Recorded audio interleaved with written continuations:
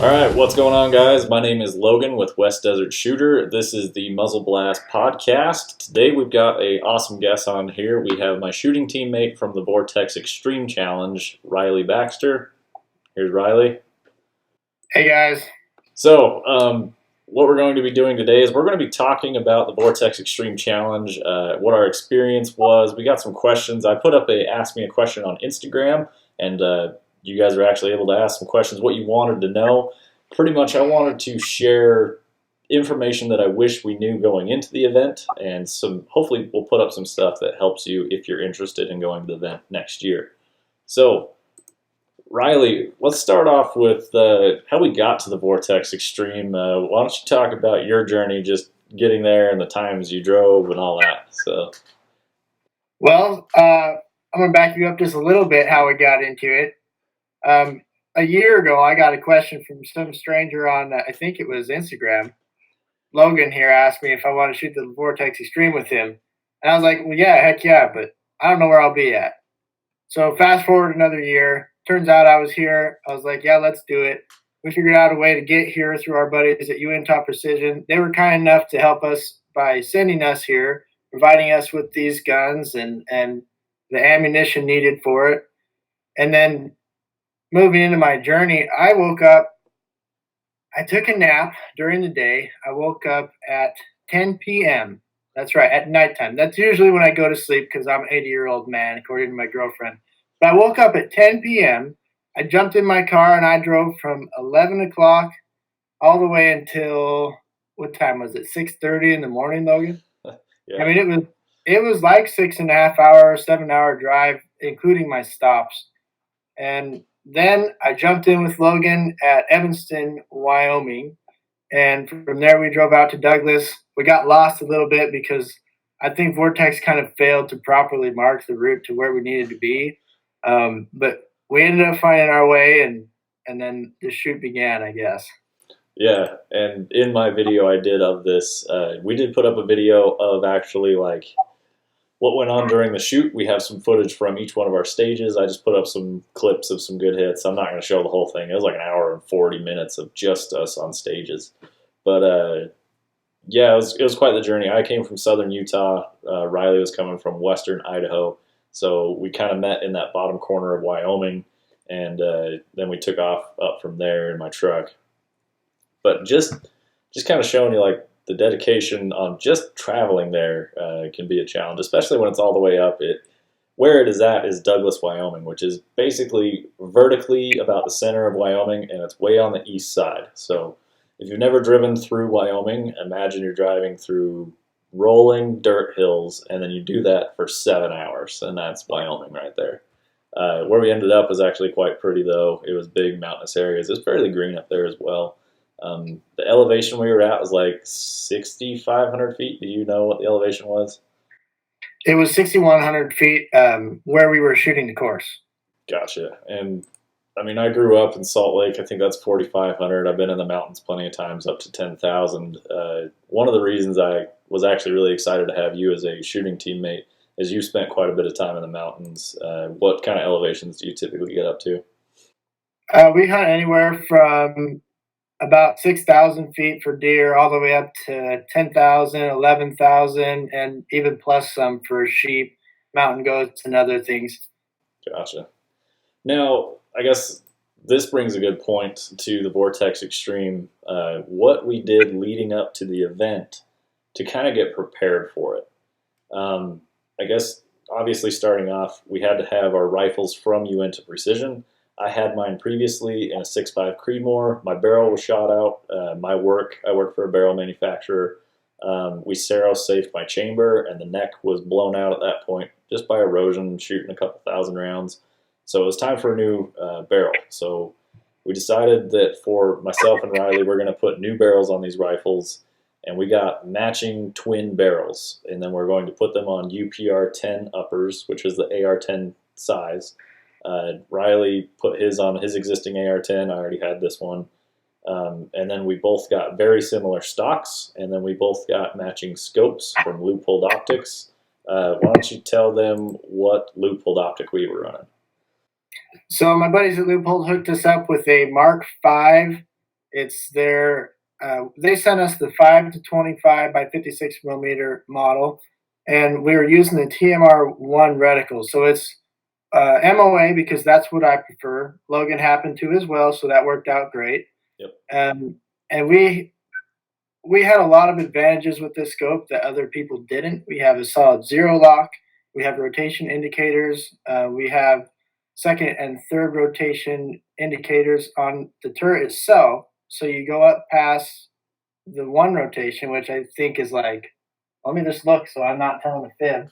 Yeah, I'm pretty sure it's 25. It goes to 25 MOA, and then after that, it counts above it 26, 27, so on and so forth.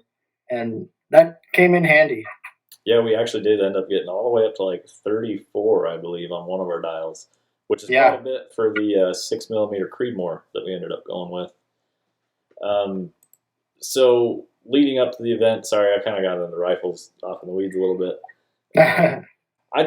I live in southern Utah, so the event was in August. So basically, I had July and August heads up as far as like once I knew for sure we were going to the Vortex Extreme, we had like 2 months. And those are the hottest 2 months of the year where I live, and it's like 110 degrees in the afternoon. So I really couldn't get out and like do these strenuous, like long hikes and kind of stuff just because I'd overheat and die. But overall, I feel like I'm in moderate shape. Like I don't have super awesome cardio. I'm not the strongest guy ever, but I was definitely just trying to be active, and I was getting out as much as I could in the temperatures that I had. Did you do anything coming up to the Vortex Extreme to really prepare specifically for the event, knowing that we were going on like the 9 mile hike and possibly being really high up in elevation? Yeah, so kind of leading up to the event, it fell into a timeline where in August, I usually go up every weekend. I hike or ride a horse into a high mountain lake and I fish. Because I knew we were going to shoot the Vortex Extreme and we were going to have a pretty long hike. I mean, 9 miles is no joke, especially carrying all of your gear. I chose to pack my gear. So my rifle, my ammunition, my water, my everything that I plan to carry, which we'll probably cover here in a little bit during the Vortex Extreme. And I walked probably 13 miles the week before into a lake. And then I decided, okay, was my kit too heavy? What can I do without? Was it comfortable? All that sort of stuff. So I didn't go into the Vortex Extreme with a fresh pack, never having carried it before. And I had been hiking and working out a little bit leading up to that. But I wouldn't say that I did a whole lot of that. I really didn't. Gotcha. Now, as you say, a fresh pack and all that. I had a backpack that I planned on taking. It was just pretty much a generic, regular backpack. If you guys follow my channel, it's my shooting bag that always goes with me. It's the olive drab green one, Molly webbing. There's no real place to put my rifle. Now, luckily, the AR-10s do break down, and I was planning on punching pins, pulling the upper apart, and letting them both ride in that pack. But your upper and lower don't get along too well when they're riding next to each other. Like the trigger hammer sticks out, and it was probably going to scratch up the scope. I didn't want to mess up my loopholed optic on there. So luckily, a coworker of mine let me borrow his pack. So thank you, Rylan. But it had a rifle scabbard in it, had a big main compartment. And the first time I put that on was the Wednesday night. We left Wednesday afternoon. No. I put it on Tuesday night. We left Wednesday afternoon. So I had never carried this thing before. But kind of going into it, has a rifle scabbard, had a big main compartment. I was able to organize everything I was going to bring and fit more stuff into there, which is a good thing. But I wasn't prepared for that. What kind of backpack were you carrying? Sorry to interrupt you. No, you're good. Mine was actually a knockoff Chinese tactical backpack. Like I'm sure almost everybody's here had to have heard of 511 Tactical. The brand on this backpack is 911 Tactical. I don't know where they came up with that, but I think the dude said it was like maybe a $60 bag or something like that. It got me through my journey though. What kind of pack are you rocking? I was rocking an Eberly stock pack. It was a combination of two, actually. It was their mainframe and it was their little big top.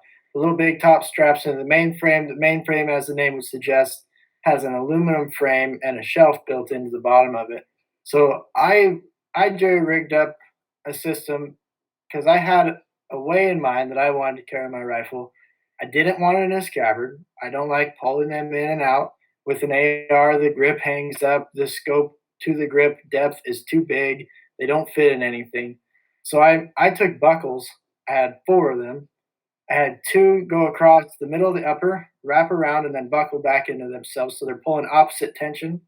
And then at the butt of the gun, I had the same system. So I had two locations where my gun was being held solid like that. And the butt of the gun was right in on the shelf itself. So I did not have a scabbard. My gun was literally just buckled onto my backpack. You know what's funny is during this whole event, we go through 10 stages, and not once did I ever see him take his rifle out of his bag because I was busy taking my rifle out of my bag. Now, going into the event, I was originally going to run buttstock down in my scabbard, like he was mentioning. The width from the top of the scope to the bottom of the grip is too large for any normal scabbard. It didn't want to fit as well as my grip is rubberized. So once I stuffed it all the way down there, that thing locked itself in there and did not want to come out of that pack. It took a lot of force. So what I ended up doing is after the first or second stage, I may have done it twice, but I ended up going barrel down, and it would slide right down into there no problem. And then I would hike off to the next stage. And when I go to pull it out, I just grab the grip and hold on my pack, and it would rip it right out. It came out pretty smooth. Deploy my bipod, get ready for the stage, ready to rock and roll. So yeah, outside of that, what kind of clothing and boots were you wearing for this event? So I wore the boots that I always wear. I do a lot of hunting, a lot of hiking, as I kind of suggested earlier. And that was a pair of crispy Valdres. They're an 8-inch tall boot. They're waterproof. They're really stiff. I mean, they're made for hiking and hunting. Um, let's throw out a situational. If I usually wore like a hiking tennis shoe or something like that, that's what I would have wore. I wouldn't have went out and bought a pair of boots to break in and then wear at the Vortex Extreme because my feet aren't used to it. But as far as clothing goes, I mean, we were wearing a white T-shirt and jeans. I probably, if I was to do it again, I wouldn't wear the jeans. Um, we got pretty hot and sweaty towards the end of the day, and those jeans just hold all that in. It was kind of rough. Yeah, going back to footwear, like you were describing, you wear those boots all the time. I had a older pair of hiking boots that I don't wear all that often. I'll wear them if I go out hiking, but I had wore them around one of the times I had gone out trying to be active before the event, and I wasn't all that thrilled with how they fit on my feet. Now, again, getting back to the breaking them in, it's coming down a week and a half, 2 weeks before Vortex Extreme. So I was debating going and buying a new pair of boots, but I knew that I'd have to break them in, so I was going to wear them those 2 weeks leading up. Ended up deciding that I didn't want to spend the 150 to 200 bucks on a new pair of boots on that because I had to drive 12 hours to get up to the event. So I saved the money there, and I got up to the event. I did bring my hiking shoes, and it was literally coming to the last minute of like, all right, am I going to wear my skater Etnies shoes during this 9 mile hike, or am I going to wear my hiking shoes, which aren't all that comfortable? It seems like there's almost too much room in there for my toes, so like they slip around a lot, and it gives me hot spots on my feet. So going into this 9 mile hike, I just said, you know what? It's what I wear every day. I'm gonna wear my Etnies skater style shoes, like almost no padding to them. It's basically like a regular set of Vans, like the little cheap ones that everybody wears. And my only fear was going across water. And after our start, what was the first obstacle that we came across? You go out, you go down some trees, and then it goes downhill. What was the first thing you came into, Riley? Well, I would say it was a creek, but it was a creek. Yeah, so like the one thing that would cripple me in the event is the first obstacle that we come up to. Luckily, there was like four stones, and it was probably about 12 or 15 feet wide, and I was actually able to just kind of skip my way through there. Luckily, I was fresh. I had the energy to kind of jump from rock to rock with pack on and whatnot. But yeah, I wore Etnies shoes. I wore tan pants. They weren't quite jeans, but like they're just a tan version of the regular jeans that I wear. And then again, white t-shirt. And really the reason I bring this up is like, do you think that tactical pants would have really helped our performance. Those extra pockets would have definitely come in handy for storing like Skittles. Yeah, No, I'm kidding. that'd be pretty No, I sweet. honestly think that they wouldn't have helped at all. Everybody at the shoot, I mean, everybody was wearing either camo or some sort of khaki or tactical gray. I mean, it was kind of funny.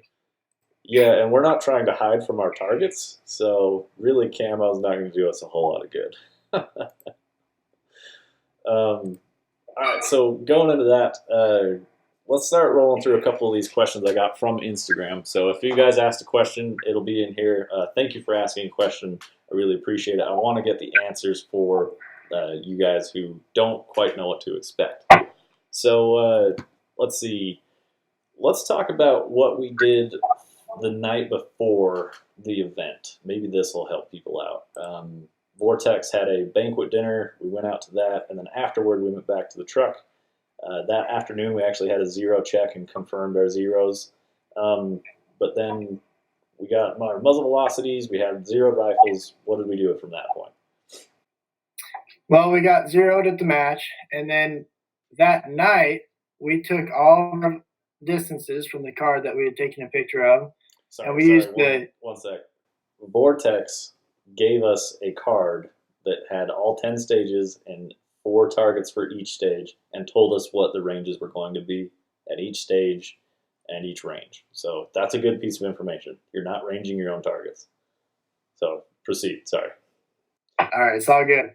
So anyway, we took these known distances and we plugged them in using the weather information from the day before. So not at night, because that would kind of throw things off. The temperature is not right. The humidity is not right. Some other things. But we took that information and we plugged it into our Kestrel. We had a 5700 4DOF. It's Hornady's new, well, it's still Kestrel, but it uses Hornady's 4DOF ballistics program. So anyway, we punched those distances in using the weather conditions, and then we wrote them down on our Sidewinder dope card holders, and we had them for the shoot the next day, already pre-wrote, pre-calculated. It was great. Saved a ton of time. Yeah, shout out to Bryce with Long Range Shooters of Utah. I was on my way from my house up to the event, like on my way there, and hit him up on Instagram. I was able to stop by and pick up a couple of those Sidewinder dope charts. I don't know anywhere else within a 1,000-mile radius I could have got those, but he hooked us up with those. And basically what they are, they Velcro on the side. They've got a little wire mesh thing. Then they just hold a ballistic card that you can fill out up on the side of your rifle next to your scope, so you can see what your dials are supposed to be. So the way we broke it down, they came with 10 cards. There was 10 stages at the event. So I just said, all right, stage 1 at the top, target A, B, C, D. And then we did our drops for each one in the MOA. I didn't write down like 15 inches. That's not going to do you any good. So I put like 2.75. And then to the right, we also put a 5-mile-an-hour wind column there. And so for a 900-yard shot, we already know what a 5-mile-an-hour wind would do. If it's a little less than 5, you cut some of that off. If it's more than 5, you add some of it on. So it's pretty quick, pretty expedient, ready to get out there and go. And then every stage, we just swap out those dope charts, run up to the stage, we're ready to go. Now, there was one thing that could have thrown us off a little bit. The event runs in a figure 8.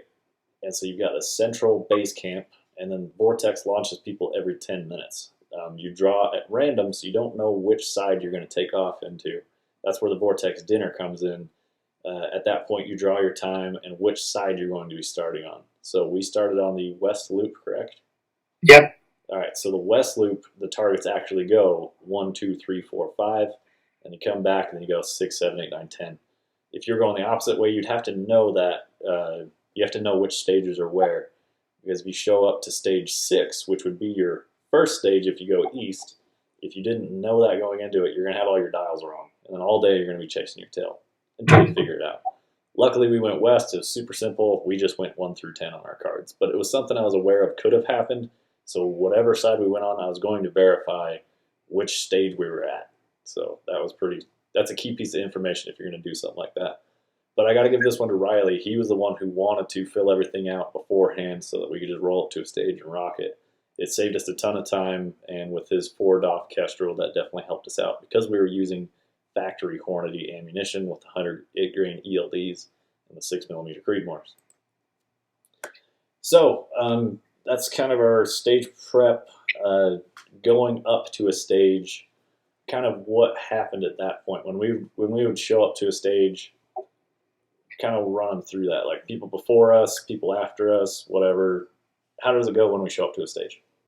Yeah, so I mean, starting from before we got to the station, we're packing all of our gear in our backpack, our gun, our ballistic calculator, our water, our shooting bags, our everything that we need for a stage is in our backpack.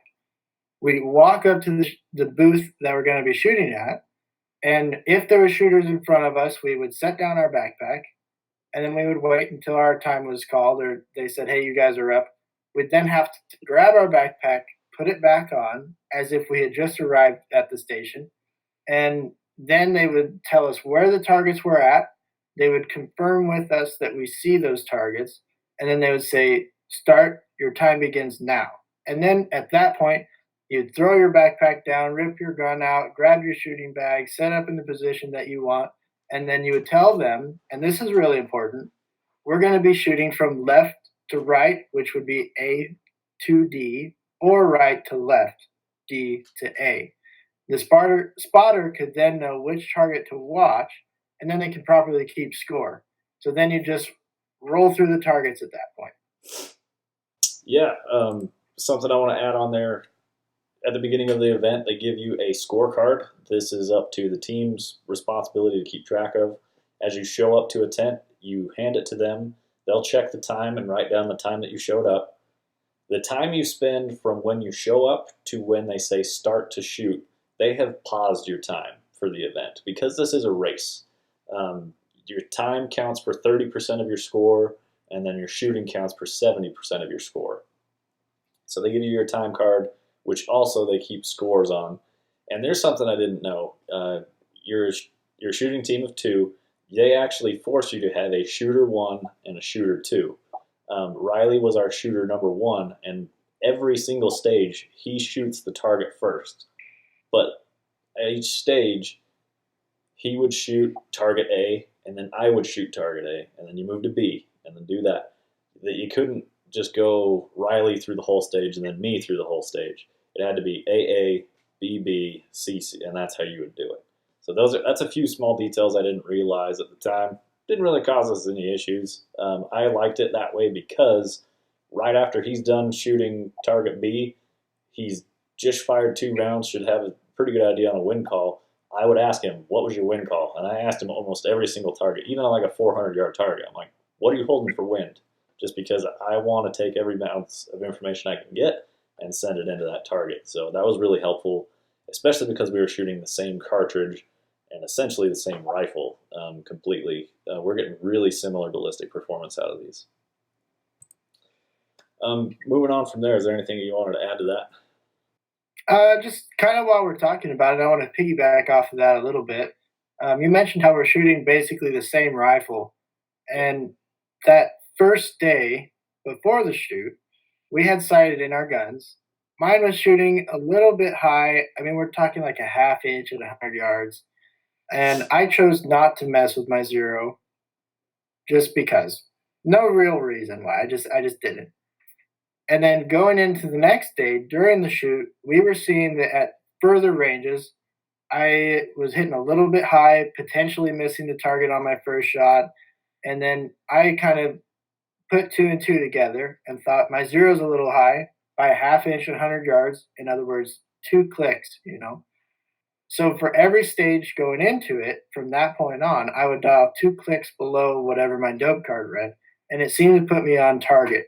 I think that is a very important detail for you guys to know, that it is okay to change things on the fly. If you see a consistent pattern when you're out doing something like this, don't keep beating a dead horse. You've got to change and adapt and then essentially conquer. I mean, at that point, I was getting some amazing first round hits at some really far distances. But because I had to change my dope, me and Logan were varying by 0.5 MOA at all of our distances. Yeah. As far as that goes, you were definitely hitting a little bit high every time, and mine seemed to line up right with the ballistic drops. My left to right seemed a little bit weird. I think it was favoring left, but not all the time. I couldn't quite figure mine out.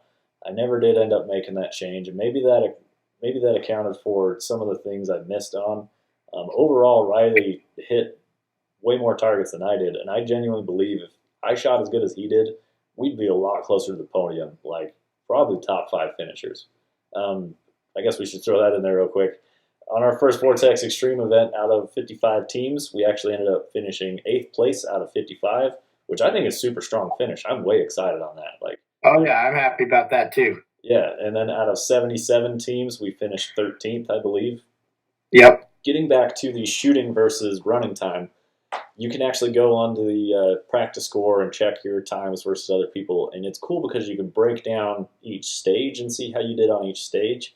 And you can see how you did on the run or just the run and shoot. Now, on the run, we finished mid pack. We were about 36 out of 77 teams. So when I look at our open scores, there are people who hit fewer targets than us, but ran faster and got a position ahead of us. And then the same is the opposite. We hit enough targets for teams that were faster than us, and we beat them. Did I say that correctly? Yeah, yeah. Okay. So depending on your combination of speed and hit ratio, obviously you want to get both. But we were not particularly fast at this event, but we were able to get quite a few hits out there. So that's kind of what bumped us up was our shooting ability. Going into next year's, if we go next year, I'd like to get a better idea of if we're going ahead of time so that I can get a little more physically ready. I think that if we ran it a little bit quicker, that could easily secure us 2 spots higher, as well as having his rifles a little bit longer. We might even be able to really start pushing for it. This time around, pretty much anytime I go into a new competition, I want to show up and see how it goes. I'm not there to win on my first one. I'm just there to learn.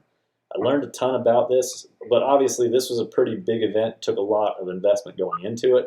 So I did want to finish well. I feel that we did that. But going to next year, I might really push for trying to win the event on this one.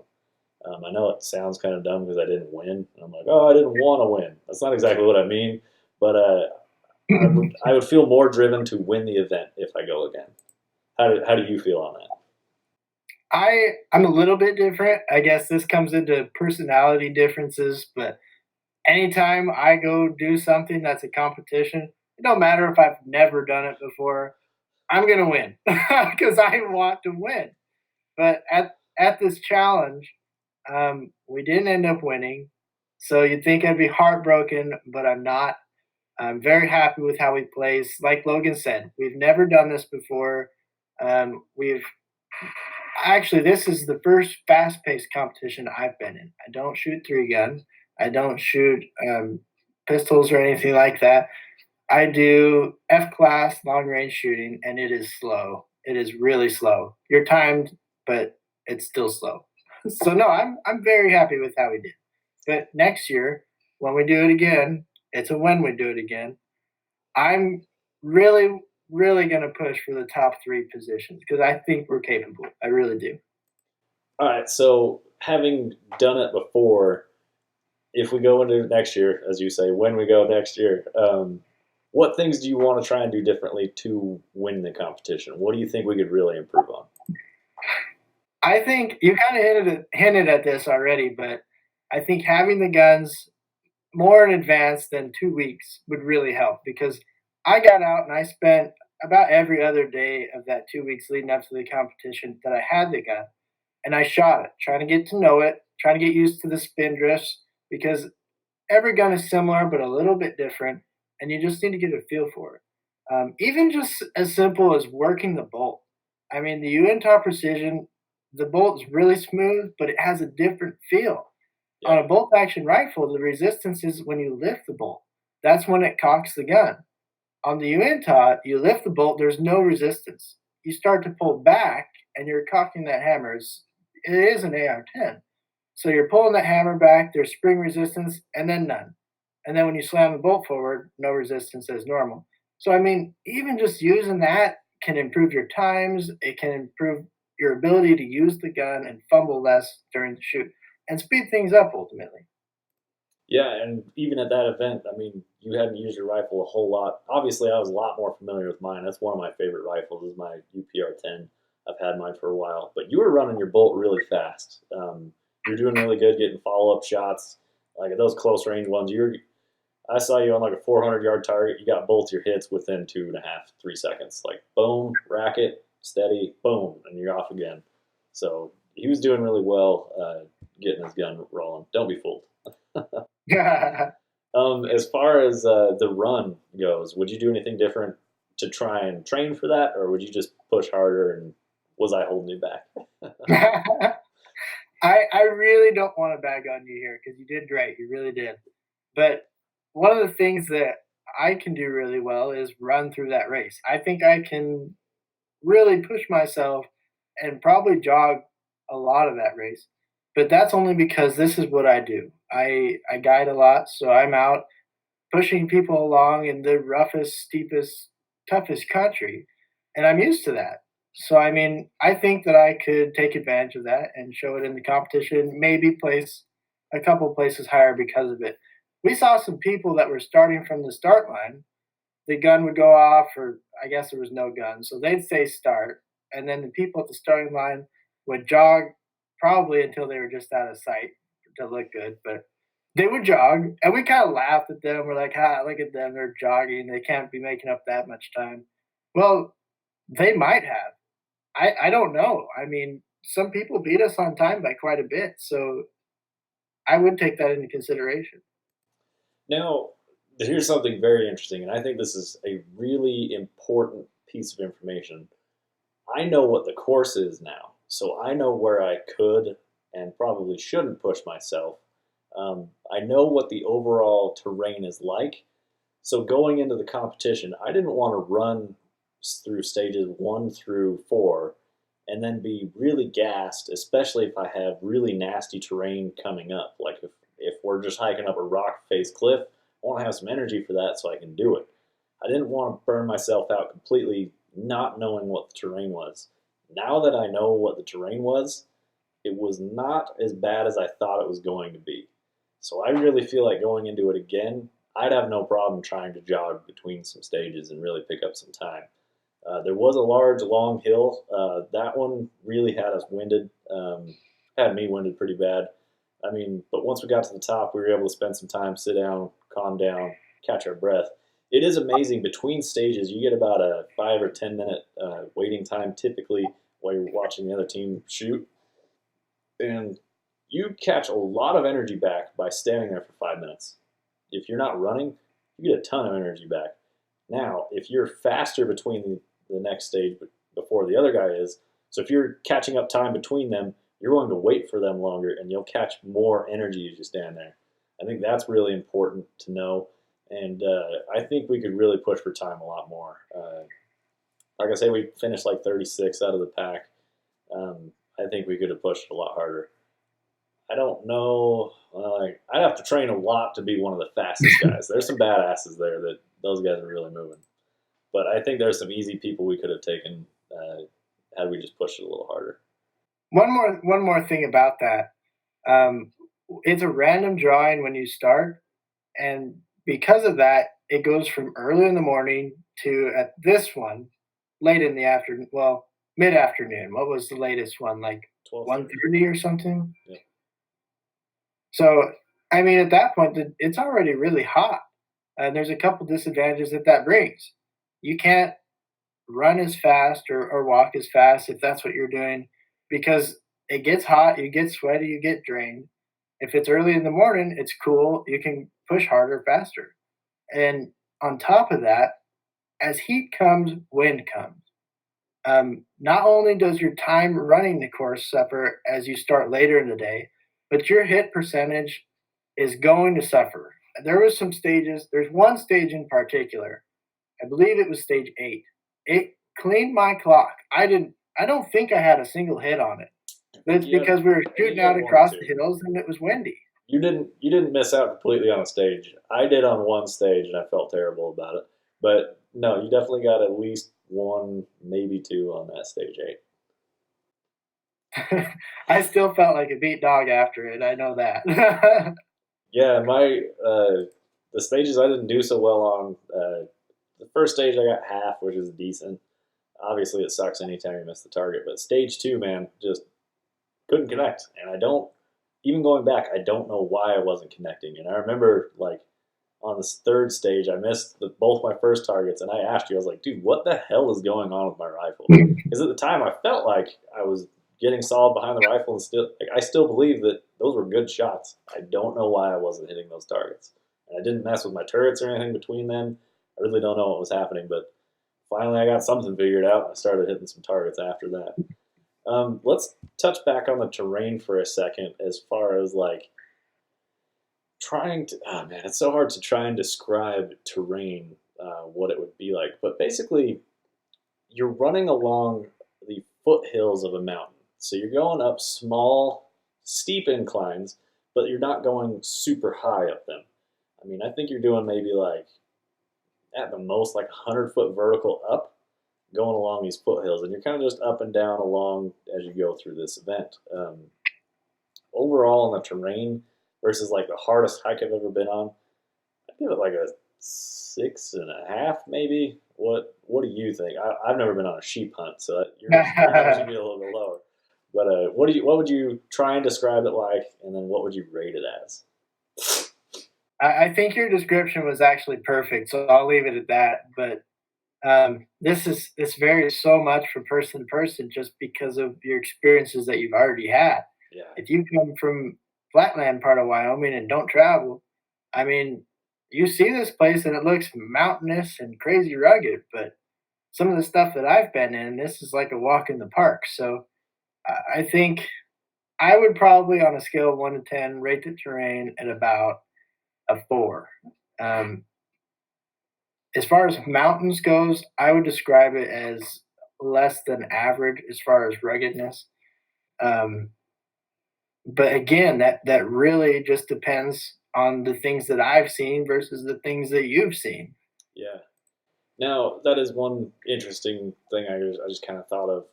The terrain was capable of making a really nasty trail. Vortex makes it to where it's not such a bad trail. Like there are large mountains there that would suck ass to climb up, particularly on the east side. You get up on this long spine, and basically it's an in and out trail, and it's a long sloping uphill, and then it kind of turns into flattened out areas where you're still going a little bit uphill. But across a valley, I mean, it's a rock, nasty cliff face thing. Like if you're hunting elk, of course that's where the elk are going to be. So like if you had to hike up that side, that's really going to suck. And it was up to Vortex where to place where the actual course is. And I think they do make it a little bit easier on competitors because there's going to be people who haven't done like the gnarliest terrain. I think they want everyone to enjoy themselves where they're there. Going into the event, I was really anticipating like being super gassed and like just doing all I could to get through it and like worried about my feet and like being destroyed by the end of this event. Like I thought I was really going to struggle the whole time I was there and hate it while I was there. But then I'd be able to look back and be like, hell yeah, I did that. But when I look back, I was having fun the whole time. Like I was having a good time. There were some times where I was winded, but it was fun. Like, how was your experience with that? Oh no, it was a total blast. One thing I want to step back a little bit right here. Back to the terrain. Logan said Vortex could have made that harder if they wanted. Yes, they could have, but there's some ethical limitations to that, and I'm sure you can depend on this for every competition that you'll ever go to. Um, if somebody has a medical issue, they have to be able to get that person off the mountain in a timely manner. If you're up in some cliff, somebody has a heart attack, or maybe they go, I don't know, maybe they Gun break an goes off, ankle they or can get something. shot. You just Like, have to get yeah, them off. You can't. So, I mean, going into future competitions, I would keep that in mind. You're not going to be going through anything for any extended distance that is just absolutely terrible. It's all going to be something that you can get medical personnel into, or a four wheeler or something like that. yeah, and you being from that side of things, I guess that may have been a benefit, but I had never considered like, okay, how accessible is this going to be if medical personnel need to get in there? So that's a really good point you brought up to any competition coming up. And beforehand, they even said that they would have medical staff on hand in case something happened. And we had witnessed, we didn't watch this happen, but we had saw the kid after he got back to base camp. He ended up touching off a 300 rum without having his rifle shouldered, and his scope just blasted him right in between the eyes, cut his forehead way open. And what I think is actually good on Vortex is they called it a match for him. They had him sit it out. Like once you're hurt, you don't want to push it after that point. Like it's already a pretty physically demanding challenge itself. If you're injured, it's time to call it. Just don't do it. So I think it's good on Vortex that they pulled him out of the match for that. Would you agree on that? Yeah, I agree. They also had, I would assume, some other issues that we don't know about, but another one that I know of, a guy that was diabetic didn't pack enough snacks, or maybe he just working too hard, but he got pulled out for being hypoglycemic. Not enough sugar in his system. He probably was a little loopy. Definitely wasn't in any shape to be running the course or competing. So they brought him back to the ambulance, probably gave him a little bit of glucose, and they didn't. I don't think they would have let him go back into the chute, but such is life. Yeah, and on the Vortex banquet dinner, they had the ROs there as well as all the competitors, and in front of everyone, they told the ROs, if you guys see anyone who looks like they're dehydrated or they're starting to really struggle, pull them out. Let us know. At least give them a warning. Hey man, you're looking really gassed. Why don't you chill for a little bit, get yourself back together, and then keep going? Or they had the overall authority to be like, no, you're done. No more competition for you, which is a good thing. Like they don't want anybody to get hurt. This is all supposed to be fun. So again, good on Vortex for that. They want to take care of their competitors. They want it to be fun for everyone. So I think that's cool. Let's get into a couple more of our questions. I guess we don't really have like a super great answer for this. At least I have somewhat of an answer. Why did we choose 6mm Creedmoor? Let's hear your response first. Okay, so I have some science behind this. It's very scientifical. Anyway, going into the competition, we had a little bit to think about what would we want to use, and I had a few criteria I wanted to fill. I wanted a high ballistic coefficient. I wanted something that was light, so short action. You know, that rules out the 300 rum, the 28 Nozzler, these other long action cartridges. That also gets rid of some weight out of my gun.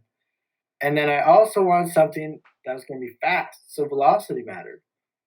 Fast being relative, I mean, fastest as possible was ideal, but I didn't want something shooting 2750 or 2800, you know. But we landed at the 6 Creed because it filled all of these things well. It was a short action.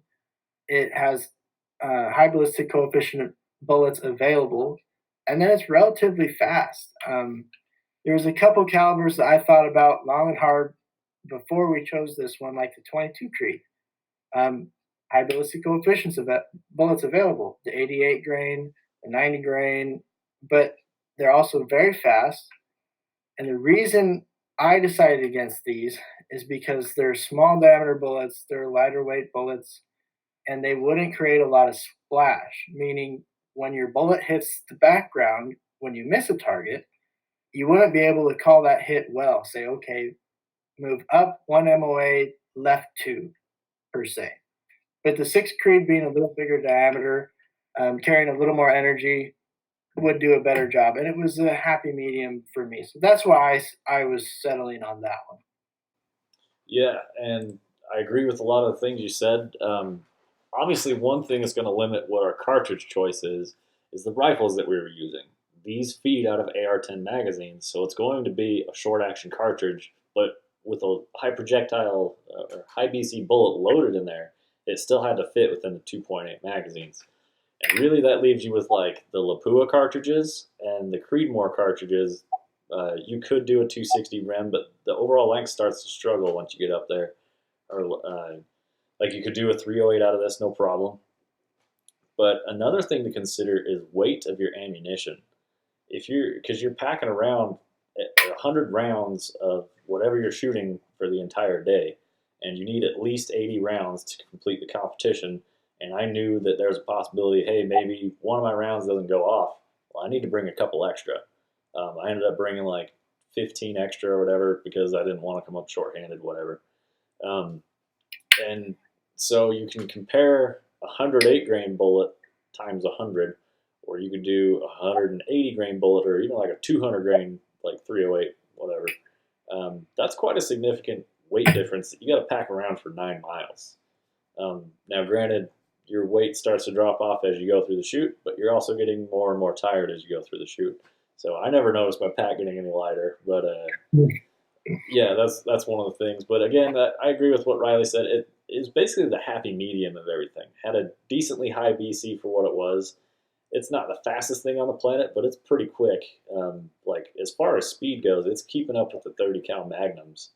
Um, and then the splash was better than a 22. I knew that a 6 mil still wasn't going to be the greatest. And in our real world experience out in Vortex, they set it up in a very grassy background. They kind of want to simulate a hunting situation going on, so nothing against that. Like, whatever. You either hit your target or you don't. Hopefully, you can see where you missed. But when we would miss, there was plenty of times where the grass just devoured that bullet, and we have no idea where it went. We did our best, but there was definitely times where we could not see our splash. Now the real question becomes: well, would a slower 6.5 bullet showing up, would we have spotted the splash then? Who knows? I don't know. I had one reason why I didn't want a 6.5 Creedmoor, and it's a very selfish one. Everybody and their mom was going to show up to the Vortex Extreme with a 6.5 Creedmoor, and I knew it. And they did. There was a lot of 6.5 Creedmoors there. Um, is that a real reason why not to use one? No, I have a personal grudge with no reason behind it against the 6.5 Creedmoor. It's great. I just don't want it. That's because you own a rifle and 308 win. Yeah, well, it's the best. Everybody knows that. Yeah, yeah. I say that with a wink, wink for you listening to the podcast. So again, yeah, showing up with the 6.5 Creedmoor, us having the 6 millimeter Creedmoor, ours is going to be moving faster than theirs is, which is less time for the bullet to be exposed to the wind. Therefore, should decrease our wind a little bit depending on the range. Once you get far enough out, the higher BC of the 6.5 will outperform the 6 mil. Now it's a tiny little bit, but you know what? I'll take that tiny little bit for most of the time. This is a competition. I want the best performing round I can get, and it's just again happy medium. But we weren't shooting a 6.5, so I feel like that really did give us a leg up on the competition for most of the ranges and whatnot. It's going to be hard to find a cartridge. Like, think of another cartridge that would beat a 6.5 that fits in a short action and all that. It's kind of hard to come up with one. So the 6 Not that you can't, not that you can buy factory ammunition for. You can hand load some pretty wicked stuff, but that was one of the other things. It takes a lot of extra time to hand load, and we didn't really want to. So yes, and huge thank you to Uinta Precision for helping supply our ammunition from Hornady Manufacturing. We ran factory 108 grain match ammo for this event. So we got our rifles, we got the ammo, we were ready for the event. Speaking on that, we did have a question on our on our load data for the event. These guys were asking what was our load data. It was factory ammo, 108 grain Hornady. What was our speed? Mine was 29.90 at the muzzle. What was yours, Riley? I was calculating for 29.90 as well. All right, and that put us extremely close. Like for our dopes, it was the same out to distance, and we did have 1 to 7 twist barrels on our 6 millimeter Creedmoors, so that when we do reload for it, we can play with the higher BC stuff like the 110 grain bullets. Someone was asking what kind of groups we were getting with our rifles. With the factory stuff, my rifle didn't absolutely love it. It shot it well. When I was out there zeroing it in, I was getting 3/4 inch groups, maybe a touch bigger, like 0.9 maybe. I think the best I ever got was like a half to a 0.6 group. Now I've seen my old 6.5 really hammer them in there to where it's like cloverleaf, but that's with a tuned hand load. I fully expect once we start hand loading for these, they'll really shrink them in there. What kind of performance were you seeing out of your rifle? So when I got my upper 2 weeks before the competition, um, I wanted to shoot it a bunch. So I took it out to the range. I set up a target 100 yards away, and I put a couple boxes of ammo next to me. And I was going to shoot it all. So I took the first 5 rounds, loaded it in my mag, shot them, and I couldn't really believe what I saw because they were all in a one whole group. I mean, the very first shot landed about a quarter inch above my bullseye, and then the next four landed all touching basically in the same exact hole, a quarter inch below that. And I was pretty ecstatic. But as I continued to shoot, I kept seeing similar results, maybe half inch groups at 100 yards, and then I'd fire another 5 round group, another half inch group. At some point, I saw my group begin to open up. And I say open up, it wasn't to 3 inches, it wasn't to an inch and a half. At max, it was about an inch at 100 yards. Keep in mind, I'm still shooting at the same bullseye. I've put a couple boxes of ammo through the gun. So then I ran it home. I cleaned it out real good with hops, ran a lubrication patch through it, and then I brought it back to the range that same day. And I continued to fire another box or two of ammo through it. And this was just to break in my barrel and make sure that I didn't increase in velocity while I was at the competition or decrease because barrels do weird, unpredictable things when they are broke in. Yeah. So yeah, I saw great accuracy when it finally settled. It was about an inch, or sorry, Freudian slip. It was about a half inch to 3/4 inch consistently. Every now and then it would throw one out to an inch, not consistently. Honestly, I'm going to throw that up to the ammo. Obviously, with factory ammo, they do as good as they can, but when you produce more, you're going to start getting a few here and there that just don't shoot as good. And I mean, overall, like I was saying earlier, my gun seemed to be about 3/4 to half with how I was shooting with where I was with the ammo I had.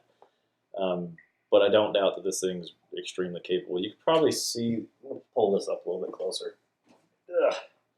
So we had matching guns put together.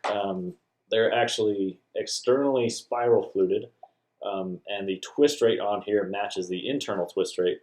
So I've got a 1-to-7 twist rate barrel and 1-to-7 spiral twist fluting on there. This is a multicolor Cerakote.